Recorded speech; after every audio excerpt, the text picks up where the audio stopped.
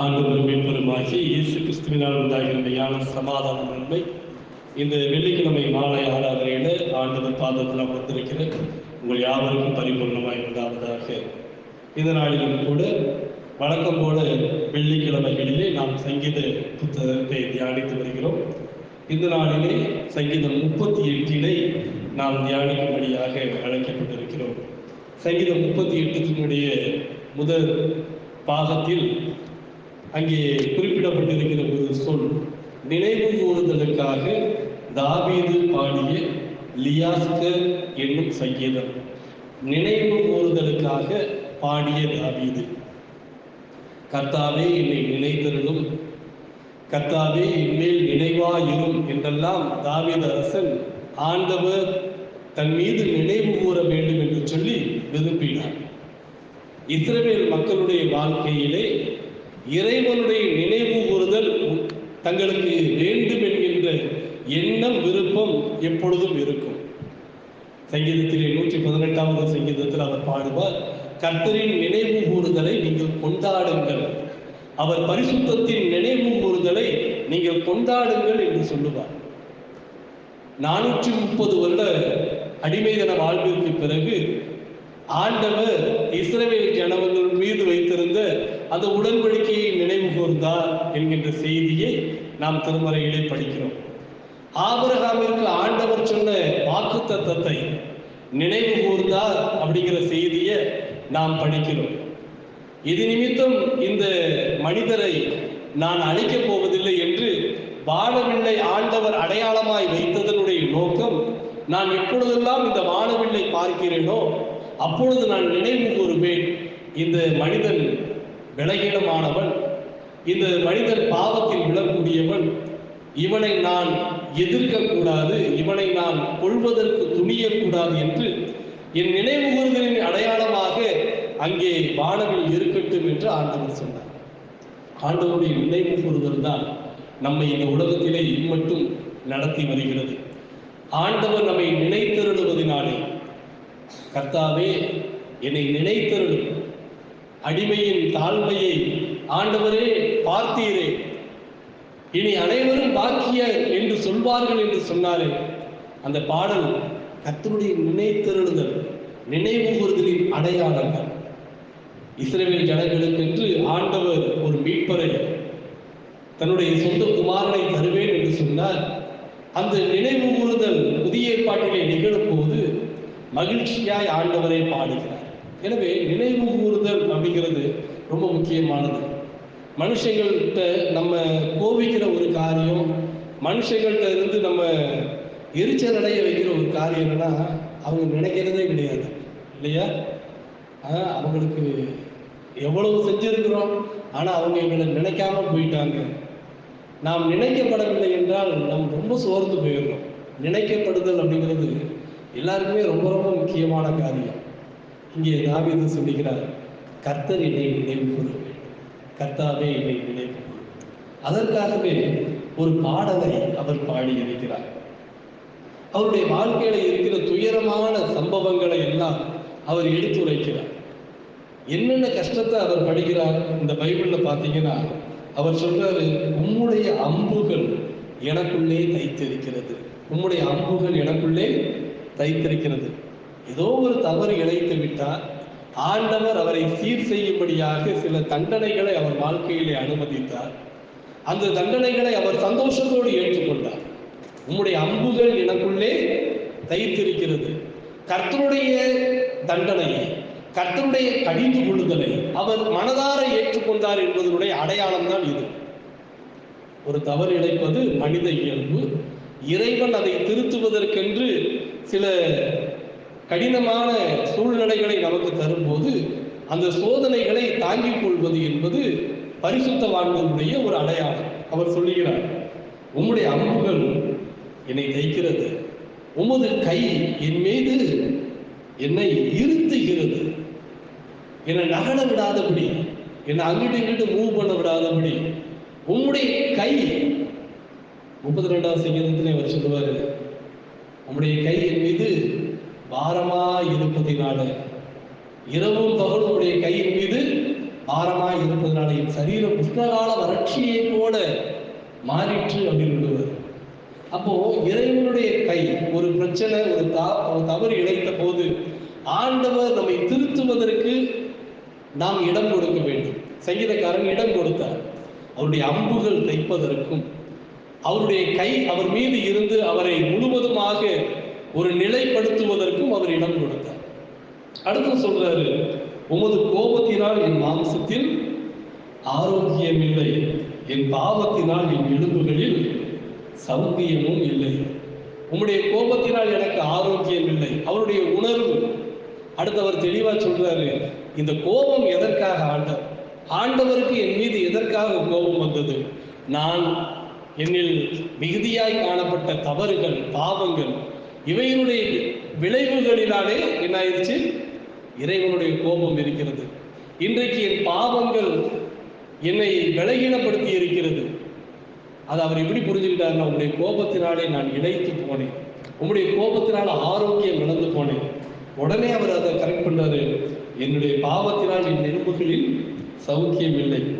அடுத்து சொல்றாரு, வரிசையா சொல்றாரு, என் அக்கிரமங்கள் அப்படின்னு சொல்லுவாரு, என்னுடைய மதிகேடு அப்படின்னு சொல்லுவாரு. அடுத்து வரிசையா அவர் சொல்லுவாரு, ஒருவனுடைய பாவம் அவனுடைய வாழ்க்கையில புகுந்த பிறகு அந்த பாவம் அக்கிரமமாக மாறுகிறது.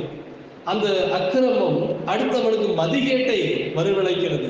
மதிகேட்டு நிமித்தமாக இன்னும் எனக்கு வேதனை பெருகியது. அப்போ பாவம், அதை தொடர்ந்து அக்கிரமம், அது தொடர்ந்து மதிகேடு, அது நம்முடைய வாழ்க்கையில வேதனைகளை பெருக்கிக் கொண்டே இருக்கிறது. அடுத்தவர் சொல்றாரு, என் குடல்கள் எரிபந்தமாய் எரிகிறது, என் மாம்சத்துல ஆரோக்கியம் இல்லை, நான் பலனற்று போனேன்ட்டு. அடுத்து சொல்றாரு 9வது வசனம், ஒரு அழகான வாக்கியம், ஆண்டவரே என் ஏக்கங்கள் எல்லாம் உமக்கு முன்பாக இருக்கிறது. என் ஏக்கங்கள் எல்லாம், there are longings. அவர் பாவம் பண்ணவருங்க, அவர் பிரச்சனைங்க, அவர் தப்பு பண்ணவருங்க. லாங்கிங்ஸ் அப்படிங்கிற ஒரு வார்த்தைக்கு, ஏக்கங்கள் அப்படிங்கிற ஒரு வார்த்தைக்கு பைபிள்ல ஜெபம் அப்படிங்கிற ஒரு அர்த்தமும் இருக்குது. இஸ்ரவேல் ஜனங்கள் இட்ட பெருமூச்சு ஆண்டவருடைய சன்னிதானத்தை எட்டியது. அப்போ ஏக்கங்களுடைய ஒரு வெளிப்பாடு பெருமூச்சு. அந்த பெருமூச்சை ஆண்டவர் ஜெபமாக ஏற்றுக்கொள்கிறார். அப்ப இங்க சொல்றாரு, என்னுடைய ஏக்கங்கள் எல்லாம் உமக்கு முன்பாக இருக்குது. இவ்வளவு பிரச்சனை என் வாழ்க்கையில இருந்தாலும் என்னுடைய ஏக்கம், என்னுடைய விருப்பம் எல்லாம் உம்முடைய பார்வையில நான் வைக்கிறேன். உலகம் அவனுடைய ஏக்கத்தை புரிந்து கொள்ளாது. உலகம் அவனுடைய ஏக்கத்திற்கு வேறு கதைகளை சொல்லும். இவ்வளவு தப்பு பண்ணியிருக்கிறாரு, இன்னும் இவனுக்கு வேணுமாக்கும். அன்றைக்கு இளையகுமாரன் திரும்பி வந்த போது அந்த இளையகுமாரனுடைய வருகையை பார்த்த தகப்பனை தவிர்த்த மற்ற எல்லாரும் என்ன சொல்லியிருப்பாங்க? ஆஸ்தியவே அழிச்சு போட்டான், குடும்பமே வேண்டாம்னு வெளியில போயிட்டான், இவனுக்கு இன்னும் எதற்காக இங்க வந்து கொண்டு இருக்கிறான், இங்க வரணும்னு என்ன கேடு இருக்குது அப்படின்னு சொல்லியிருப்பாங்க. நம்மெல்லாம் அந்த இளையகுமாரனுடைய நிகழ்ச்சியை பார்க்கும்போது நம்ம எப்படி நினைப்போம்? வேலைக்காரன்ல ஒருவனா வைக்கணும் அப்படின்னு தானே கேட்டா. அது ஒரு ரொம்ப சாதாரண ஒரு ரிக்வெஸ்ட் தானே. வேலைக்காரன்ல ஒருவனா வைத்துக் கொள்ளுங்கிற ரெக்வெஸ்ட் ரொம்ப ரொம்ப சாதாரண ரெக்வெஸ்ட் தானே, ரொம்ப ரொம்ப கீழான ஒரு ரெக்வெஸ்ட் தானே அப்படின்னு நம்ம நினைப்போம். நான் கொஞ்ச நாளைக்கு முன்னாடி பேப்பர்ல பார்த்துக்கோங்க, அம்பானி வீட்டில் உங்களால் டிரைவரா அமைச்சர முடியுமா? அம்பானிக்கு டைனிங் டேபிள்ல கொண்டு வந்து உணவு சர்வ் பண்ற அந்த வேலையாளர் நம்மளால போய் சேர முடியுமா? யோசித்து பாருங்க. வேலைதான், வேலைக்காரர்கள் ஒருவனாக வைத்துக் கொள்ளும் அப்படிங்கிற ஒரு வார்த்தை, சாதாரண ஒரு வார்த்தையை நம்ம பார்த்துக்கிட்டு இருக்கிறோம். அது எவ்வளவு கடினமான ஒரு வார்த்தைங்கிறது நமக்கு தெரியவில்லை. அம்பானியினுடைய வேலைக்காரராக இருக்கிறதுக்கே பெருந்தகுதி தேவைப்படுது. அப்போ அன்னைக்கு அந்த ஐஸ்வர்யவான் அந்த தந்தைகிட்ட அவன் வேலைக்காரராக இருப்பதற்கு கூட தகுதி இல்லை. அவன் அந்த ஒரு நிலைமையில தான் இருந்தான். அவனுக்கு எந்தவித பெரிய தகுதியும் இல்லை. வேலைக்காரர்கள் ஒருவனாக வைத்துக் கொள்ளும் என்பதற்கே அவன் பெரிய போராட்டம். ஒரு பெரிய ஏக்கம். அதுதான் அவனுக்கு ஏக்கமே. எங்கள் ஏக்கங்கள் எல்லாம் உமக்கு முன்பாக இருக்கிறது. இன்னொருத்தட்ட போய் அதை சொன்னோம்னா நம்ம ஏக்கத்தை எள்ளி நகையாடுவாங்க. ஆனா இறைவன் நம்முடைய ஏக்கங்களை எள்ளி நகையாடுபவர் அல்ல. நம்முடைய ஏக்கங்களை இறைவன் தள்ளி விடுகிறவர் அல்ல. நம் ஏக்கங்களை வேறு இடத்தில் சொல்லி இவனுக்கெல்லாம் இவ்வளவு ஏக்கம் இருக்குதாக்கும் சொல்லிட்டு நம்மை குறித்து பொறாமைப்படுகிறவரோ அல்லது நமக்கு உதவி செய்ய மறுக்கிறவரோ அல்ல. அவருக்கு தெரியும் நம்முடைய பிழைகளை தெரியும், நம்முடைய இயலாமை தெரியும். இவைகளின் மத்தியில நமக்கு தேவைப்படுகின்ற நம்முடைய இருதயத்தின் ஏக்கங்களும் அவருக்கு தெரியும். அந்த ஏக்கத்தை அவர் ஒருபோதும் புறத்தட்டுவது. அவர் சொல்றாரு, என் தவிப்பெல்லாம் எனக்கு முன்பாக இருக்கிறது, நான் தத்தளித்துக் கொண்டிருக்கிறேன். பட் எனக்கு தெரியும் உமக்கு முன்பாக நான் ஒன்றையும் மறைக்கிறேன், உமக்கு முன்பாக நான் ஒன்றையுமே மறைக்கிறேன். கிறிஸ்துவின் மனங்களே, இதுதான் வாழ்க்கையில் ஒரு பலகீனமான நிலைமையிலிருந்து நான் உயர வேண்டும் என்றால், ஒரு மந்தமான இடத்திலிருந்து நான் மலர வேண்டும் என்றால், என் வாழ்க்கையில அவசியப்படுகின்ற காரியம் இறைவனிடத்தில் ஒன்றையும் மறைக்காது. என் ஏக்கங்கள் எல்லாம் உமக்கு முன்பாக இருக்கிறது, என் தவிப்பு உமக்கு மறைவாய் இருக்கவில்லை.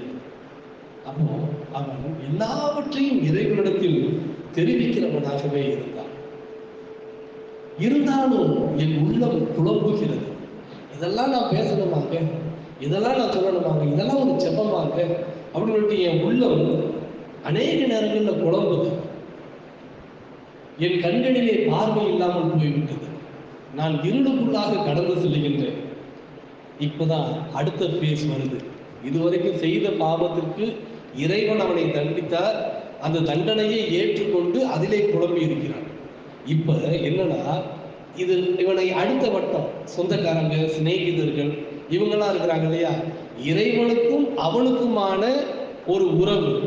அதுல அவன் இறைவனை சேர்ந்து இல்லாததுனால இறைவன் தண்டிக்கிறார், பாவத்துல விழுந்ததுனால கண்டிக்கிறார். இந்த இரண்டு பேருக்கும் நடுவுல ஒரு அழகான ஒரு நிகழ்வு நடந்து கொண்டிருக்கிறது. அவன் மனமாற்றத்திற்கு நேராக திரும்பி வரும்போது சுத்தி உள்ளவங்க எல்லாம் என்ன பண்றாங்க, 11வது வசனத்துல, என் சிநேகிதரும் என் தோழரும் என் வாதையை கண்டு விலகுகிறார்கள். என் சிநேகிதரும் என் தோழரும், அவங்களுக்கு இதுக்கு என்ன, இந்த வாதையை அவங்களா முன்னது கொடுத்தாங்க இவனுக்கு. இவன் செய்த தவறுக்கு இறைவன் இவனை திருத்துவதற்காக கொடுத்த வாதை. இதை பார்க்கும்போது மற்றவங்களை என்ன சொல்றாங்க, ஐயோ இவன் இறைவனால தண்டிக்கப்பட்டவன், இறைவனால பாதிக்கப்பட்டவன், இவன் கூட சேரக்கூடாது அப்படின்றாங்க. ஆசிரியர் ஒரு மாணவரை கண்டித்தார். சுற்றி இருக்கிற அவனுடைய ஃப்ரெண்ட்ஸ் எல்லாருமே அவனை விட்டு அப்படியே விலைக்கு போவாங்க இல்லையா, அது மாதிரி அவங்க சொல்றாங்க, அவங்க எல்லாரும் சேர்ந்து இவனை திட்டுறாங்க. அப்போ இன்றைக்குமே ஒரு பிரச்சனை வரும்போது, எனக்கும் இறைவனுக்குமான தொடர்பு வரும்போது, இந்த உலகம் அதை அறிந்து கொள்ள ஆர்வப்படும். இந்த உலகம் அதை அறிந்து கொண்டு என்னை இன்னும், அவங்களுக்கு என்னன்னா, என்னை விட்டு விலகி செல்வதற்கு ஒரு காரணம் தான். அப்படிதானங்க, கல்யாண வீட்டுக்கு எல்லாரையும் கூப்பிடுறாரு, கல்யாணத்துக்கு வரமாட்டேன்னு சொல்றதுக்கு அவனுக்கு என்ன தேவை, ஒரு ரீசன் தேவை. அந்த ரீசனை அவன் ப்ராப்பரா சொல்றதை விட நம்ம மேலேயே திருப்பி சொல்றான். பார்த்தீங்களா, நீங்க ஒழுங்கா கவனிக்க மாட்டீங்க, அதனால நான் கல்யாணத்துக்கு வரலன்னு சொன்னா நல்லா இருக்குமா? நீங்க ஒழுங்கா என்னை கவனிக்க மாட்டீங்க அப்படின்னு என்ன ட்ரெஸ் எடுத்து கொடுத்துருக்குறாங்க, நான் எதுக்கு கல்யாணத்துக்கு வரணும், நம்ம ஊர் ஆட்கள் சொல்றாங்க இல்லையா, சொந்தக்காரங்க ரொம்ப நெருக்கமா இருக்கிறவங்க, அவங்க கொண்டு வந்து கொடுத்த வெறும் தட்டை கொண்டு வந்து, இல்லை வெறும் காடை கொண்டு வந்து கொடுத்துட்டாங்க. அந்த காடில் பழம் இருக்கணும், எல்லாமே இருந்தால் தானே போகிறது இல்லையா, இப்படிலாம் நம்ம சொல்லிக்கிட்டு இருக்கிறோம். அங்கே பாருங்க, அவங்களுக்கு காரணம் அவனை விட்டு விலகி போகணும். இன்னைக்கு உலகத்தில் மனிதர்கள் அப்படித்தான் பார்த்துக்கோங்க. நம்மளை விட்டு விலகி போகிறதுக்காக அவன் 1000 விஷயத்தை கண்டுபிடிக்கும். அதை பற்றியெல்லாம் நம்ம உரிமை நம்மளாது. அவர்களுடைய நோக்கம் நம்மை விட்டு விலகி செல்வது. இறைவன் யாரெல்லாம் நம்மை விட்டு விலகி இருக்க வேண்டும் என்று விரும்புகிறாரோ அதை நம்ம அனுமதிக்கணும். இங்க பார்த்தீங்கன்னா, என் இனத்தாரும் தூரமாய் போகிறார்கள், எல்லாருமே எனக்கு தூரமா போறாங்க. அவங்க சில நேரங்கள் இந்த எதிரிக்கு எதிரி நண்பன் மாதிரி ஆண்டவர் அவனை எதிர்க்கிறார், நம்மளும் இவனை எதிர்ப்போம், இந்த நேரத்திலேயே இவனுடைய வாழ்க்கையை முடிச்சிருவோம்னு சொல்லிட்டு என் பிராணனுக்கு எதிராக கூட அவர்கள் என்ன பண்ணுவாங்க, அப்படி அவர்கள் காரியங்களை செய்வாங்க. பலகீனமான மனிதனை எதிர்ப்பதற்கு அவர்கள் ஓடி வருவார்கள். அந்த நேரத்துல எப்படி இருக்கணும் அப்படின்னா, பாவம் செய்யும் போது ஆண்டவர் தண்டிச்சாங்கன்னா எப்படி இருக்கணும் அப்படிங்கிறது ஒரு ஃபேஸ். அப்படி அமைதியா ஏற்றுக்கொள்ளணும், ஏக்கங்களையும் தவிப்புகளையும் அவருக்கு தெரிவிக்கணும். இப்போ உலகம் எல்லாம் சேர்ந்து நம்மளை ரொம்ப அப்படியே எள்ளி நகையாடுறாங்க, பேசுறாங்கன்னு அப்பவும் ஒரு கைட்லைன்ஸ் கொடுக்கிறாரு. என்ன கைட்லைன் அப்படின்னா, 13வது வாக்கியத்தை வாசிக்கலாம். நானோ செவிடனை போல கேளாதவனாகவும் ஊமையனை போல வாய் திறவாதவனாகவும் இருக்கிறேன். கொஞ்சம் கடினமான வார்த்தை தான். காது கேளாதவரை போலவும் நான் வாய் பேச முடியாதவரை போலவும் நான் இருந்து விடுகிறேன். எனக்கு வாய் பேச முடியும் பதிலுக்கு பேசாதீங்க. எனக்கு எல்லாமே காதுல விழுந்துருச்சு, அவன் காதுலையும் நான் சொல்ற வார்த்தை போய் விழட்டுன்னு நினைக்காதீங்க. அந்த நேரத்துல மௌனமாகி விடுங்க. நிறைய நேரத்துல மனிதர்களுக்கு இதுதான் ரொம்ப கஷ்டமான ஒரு காரியமா இருக்குது. நான் காது கேளாதவனாகவும் வாய் திறவாதவனாகவும் இருக்க கற்றுக்கொண்டு போது என்னை சுற்றி வருகின்ற எதிரிகள் மடங்கடிக்கப்படுவார்கள். அன்புக்குரியவர்களே, இதைத்தான் அவர் நமக்கு எடுத்து சொல்லுகிறார். இந்த 2 வாழ்க்கை முறையை நாம் பின்பற்ற வேண்டும். பாவம் செய்த போது இறைவன் நம்மை தண்டிக்கிறார் என்றால் அதற்கு அனுமதி அளிக்கவும், நம்முடைய வீழ்ச்சியை கண்டு பகைஞர்கள் கொக்கரிக்கிறார்கள் என்றால் நாம் அமைதலாய் இருக்கவும் கற்றுக்கொள்ள வேண்டும். அப்படி இருக்கும்போது ரட்சிப்பின் தேவன் உங்களை ரட்சிப்பார். இந்த இறைவன் நன்மை செய்கிறவரை கைவிடாத தேவன் உங்களை ரட்சிக்கும்படியாக நிச்சயம் தீவிரித்து வருகிறார். எனவே ஆண்டவர் நமக்கு வழங்குகின்ற இந்த நல்ல ஆலோசனைகளை கேட்டு ஆண்டவருடைய நினைவு கூறுதல் நம் வாழ்வில் இருக்கும்படியாக ஆண்டவருடைய சமூகத்தில் நம்மை ஒப்புக் கொடுப்போம். ஆண்டவரே என்னை நினைத்திருடும் என்று சொல்லுவோம். கர்த்தர் பெரிய காரியங்களை நம் வாழ்க்கையில் செய்வார். ஆமென்.